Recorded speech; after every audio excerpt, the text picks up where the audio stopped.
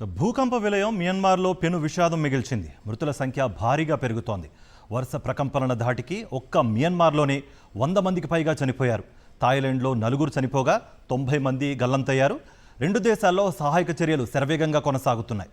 శిథిలాల కింద చిక్కుకున్న వారిని రక్షించేందుకు ఎమర్జెన్సీ టీమ్స్ శ్రమిస్తున్నాయి. భూకంప తీవ్రత దృష్ట్యా ప్రాణనష్టం భారీగా ఉండే ప్రమాదం ఉందనే ఆందోళన వ్యక్తమవుతోంది. మయన్మార్ చిగురుటాకులా వణికిపోయింది. బ్యాంకాక్ గజగజలాడిపోయింది. భారీ భూకంపాలతో మయన్మార్, థాయిలాండ్ దేశాలు విలవిల్లాడాయి. ప్రకంపనల ధాటికి అనేక భవంతులు ఊగిపోగా పలు భవనాలు నేలమట్టమయ్యాయి. బ్రిడ్జిలు కూలిపోయాయి. రోడ్లు చీలిపోయాయి. భూకంప కేంద్రం ఉన్న మయన్మార్లో మృతుల సంఖ్య భారీగా పెరుగుతోంది. మయన్మార్లో 12 నిమిషాల వ్యవధిలో 2 సార్లు భారీ భూకంపాలు సంభవించాయి. 6.4, 7.7 తీవ్రతతో వరుస కంపాలు పెను విధ్వంసం సృష్టించాయి. రాజధాని నేపిడాలోని 1000 పడకల హాస్పిటల్ కుప్పకూలింది. అత్యధికంగా క్షతగాత్రులు ఇక్కడే ఉండొచ్చని అనుమానిస్తున్నారు. కొత్తగా నిర్మించిన ఈ హాస్పిటల్కు ఇంకా పేరు పెట్టలేదు. ఇక్కడ పరిస్థితి అత్యంత భయానకంగా ఉంది.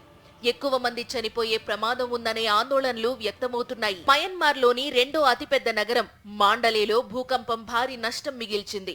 ప్రకంపనల ధాటికి మాండలే యూనివర్సిటీలో అగ్ని ప్రమాదం జరిగి మంటలు ఎగిసిపడ్డాయి. ఐకానిక్ అవా బ్రిడ్జ్ కుప్పకూలింది. ఇక్కడ ఓ మసీదు కూలి దాదాపు 20 మంది చనిపోగా టవుంగులో పునరావాస కేంద్రం ధ్వంసమై మరో 5 ప్రాణాలు కోల్పోయారు. మాండలేలోని అనేక ప్రాంతాల్లో అధికారులు అత్యవసర పరిస్థితి ప్రకటించారు. మయన్మార్ దేశవ్యాప్తంగా చాలా చోట్ల భవనాలు, పాత వంతెనలు కుప్పకూలాయి. రోడ్లపై పగుళ్లు ఏర్పడ్డాయి. అంతర్జాతీయ సమాజం ఆదుకోవాలని అభ్యర్థించారు మయన్మార్లోని సైనిక పాలకులు. ఈ మేరకు మిలిటరీ జుంటా ఓ ప్రకటన విడుదల చేసింది.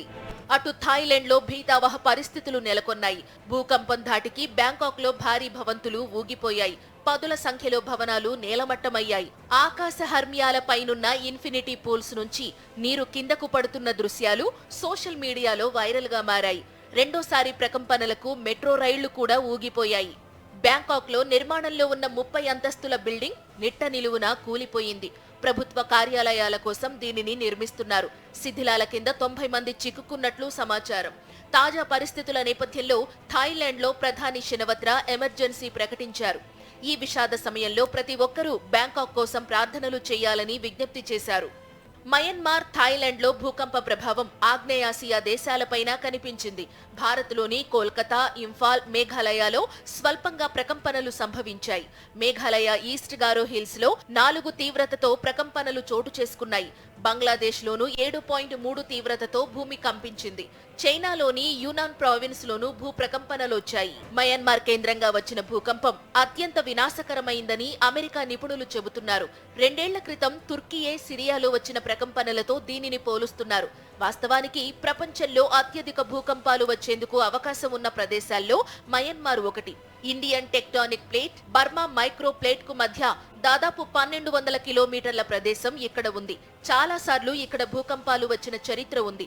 గత 100 ఏళ్లలో మయన్మార్లో 6 తీవ్రత కంటే ఎక్కువగా 14 భూకంపాలు నమోదయ్యాయని బ్రిటిష్ జియోలాజికల్ సర్వే శాస్త్రవేత్త బ్రియాన్ బాప్టై వెల్లడించారు.